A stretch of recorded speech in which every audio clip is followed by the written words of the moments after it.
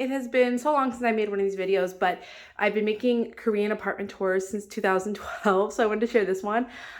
It's definitely the largest apartment I've ever had in Korea, and it's not like a government apartment. So with government apartments, your standard is like a $700 apartment with no key money, so they're usually really small, very minimal accessories that happen in there.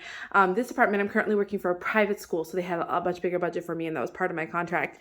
But this apartment, I think it like runs 12 to 13, I'm not sure, a month. And then the key money is probably 30 million. So like $30,000 key money, which is like a deposit money you put down. So that's why this is much larger. So it has 2 bedrooms. So this is a bedroom and then that's a bedroom.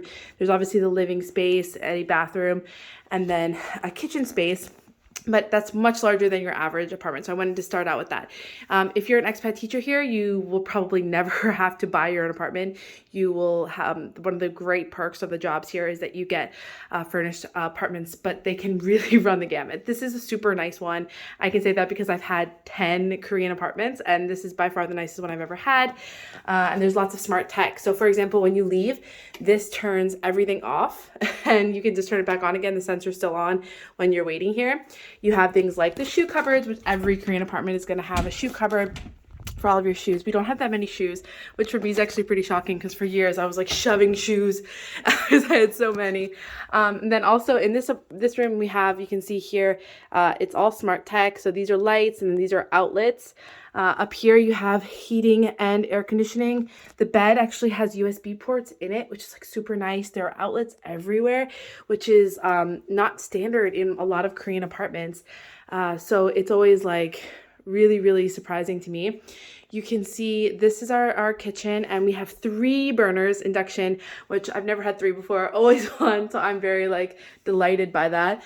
Here you can see there's like also smart tech like this. So this is something you can use. It has like the time, if you get deliveries, all of those things. When you come into your apartment, you can do everything on there. Right now it's set on phone mode. I have to like figure out how to turn that off. So we'll only be in this apartment for like 2 months. So that's why I want to share with you guys what it looks like, because we're going to be leaving soon.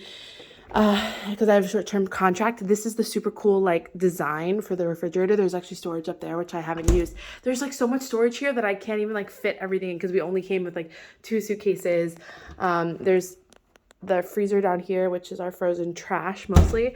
In Korea, your food trash, you usually just like gather it all up and then you have a machine that does that for you. These are all storage. There's microwave area, all storage under here. There's just so much storage in this apartment. You can see this is sort of another smart tech wall, and I can control everything in the apartment here. I can control the floor heating, for example. That's the floor heating. I can control the air conditioners, the lights, everything. So you can see the floor heating is now on. I'll turn that off. And then all of those things are also, you can use the buttons here as well, which is super, super cool. This apartment is really like, it's got a lot of space, too much space for us actually, but it's very nice for Lola to have a lot of room to play. These are all obviously her toys. And then for us, like a floor table like this is kind of all we need. It's like traditional Korean style, like most families have floor seating like that.